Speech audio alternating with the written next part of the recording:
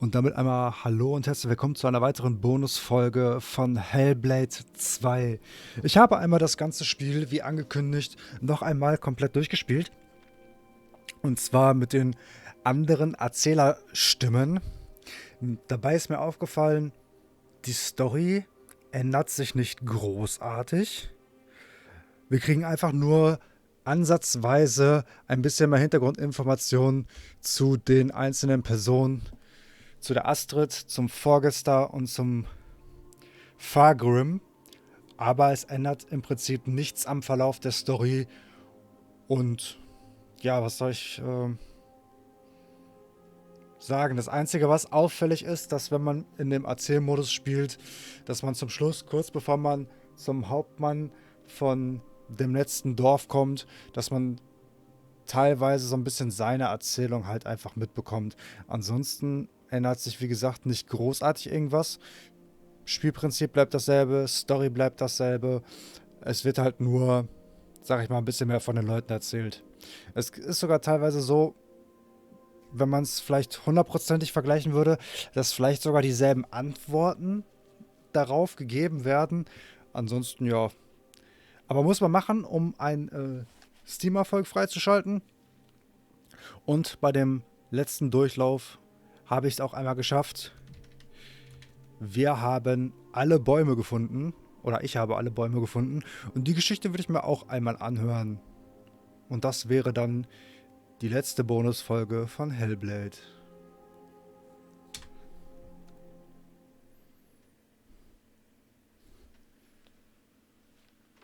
In all the places of the earth, they know that the gods and spirits affect man's path. All the misfortune that befalls man lies at their feet. If you have eyes to see, you see their presence and their power. Keep your eyes open, traveler, and you might see their faces.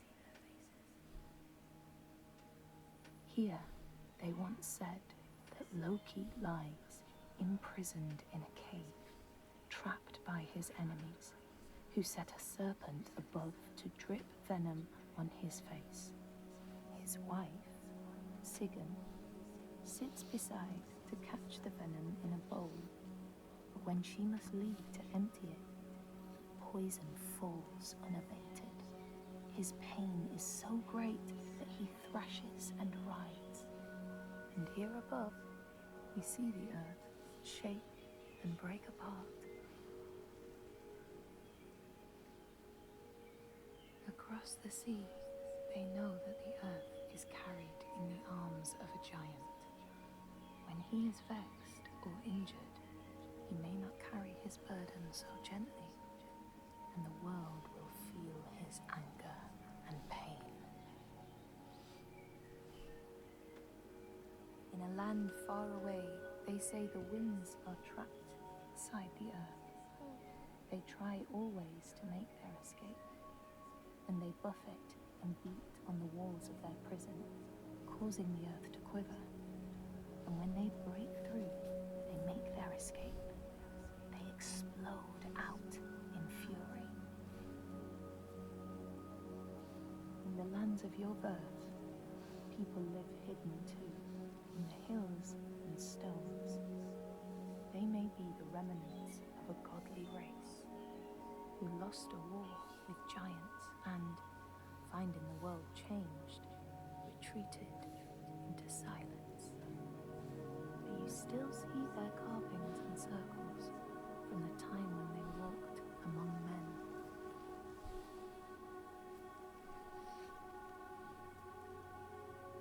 Here, they know that if times are harsh, you may ask of the hidden folk to share their bounty. And if you are strong and wise and good, they may hear your plea and send you aid. If you are not, or if you do not respect the strictures they lay down, you might have your strife doubled.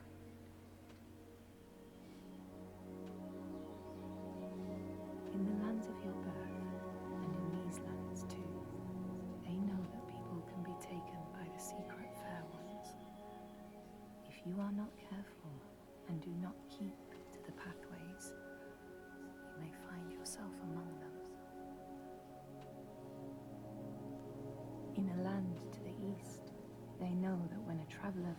themselves lost, it is the fault of the Vadadash, who wait at the crossroads to trick souls passing by.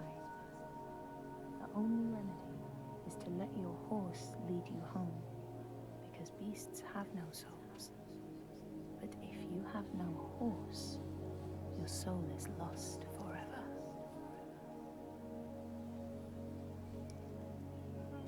In this place, they know that sometimes the hidden folk will take their children and leave another in their place.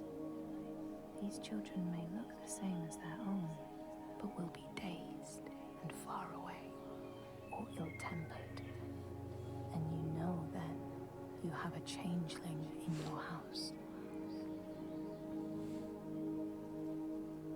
In this land, when people cannot raise their children, they will leave them in a sacred place for the hidden folk to take and care for.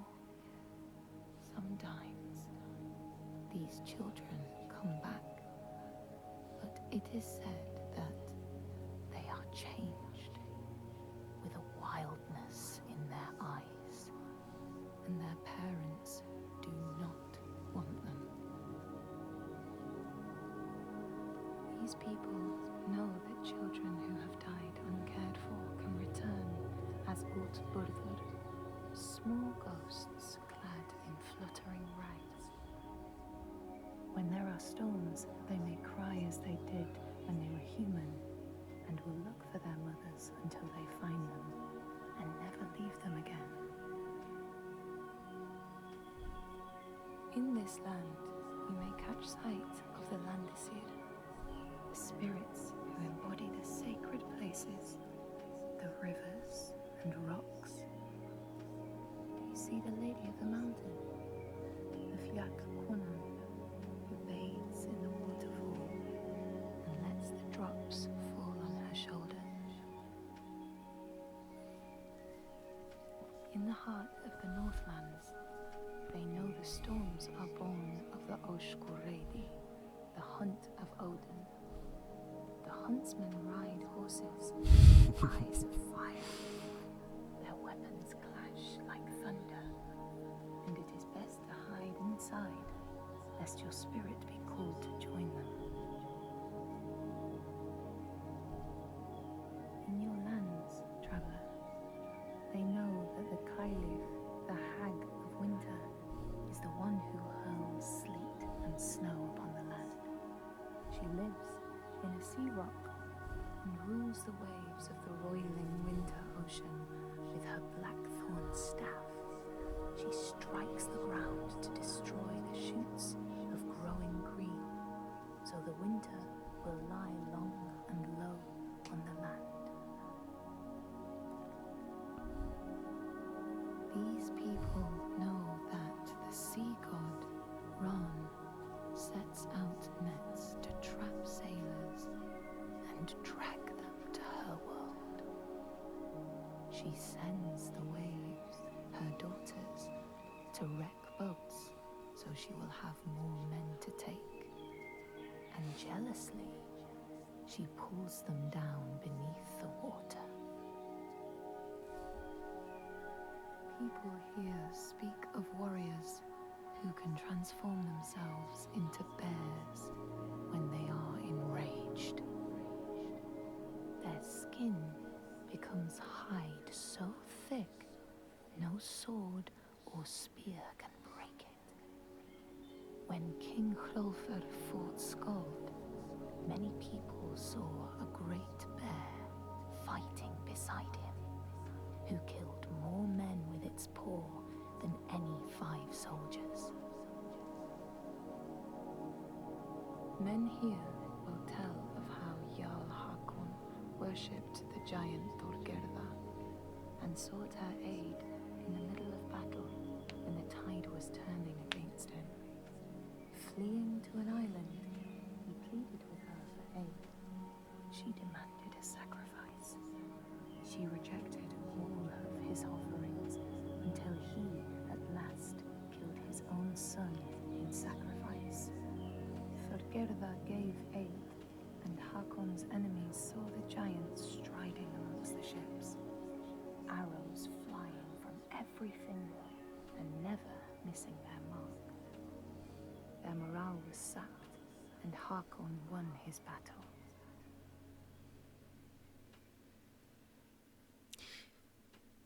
Das war die Erzählung des Baums.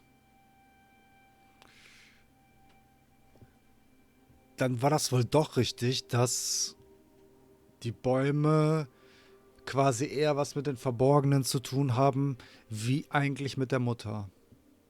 Ich dachte anfangs erst, wo wir die ganzen Gesichter gesehen haben, dass es eher eine Erzählung von der Mutter ist. Aber wie sich jetzt herausgestellt hat, ist das eher eine Erzählung, die alt und mystisch ist und dann doch eher von den Verborgenen kommt. Von dem geheimnisvollen Volk. Gut. Dann würde ich sagen, was das hier einmal an der Stelle. Wir haben Hellblade 2 auf den perfekten Zustand, genauso wie Hellblade 1. Damit würde ich das Projekt einmal als abgeschlossen betrachten. Und dann würde ich sagen, sehen wir uns einmal bei einem neuen Let's Play wieder. Vielen Dank fürs Zuschauen. Abonnieren, kommentieren nicht vergessen. Vielleicht Daumen nach oben. Und vielleicht auch mal, wie eure Meinung zu dem ganzen Thema ist, was Hellblade umfasst. Bis dahin, gehabt euch wohl.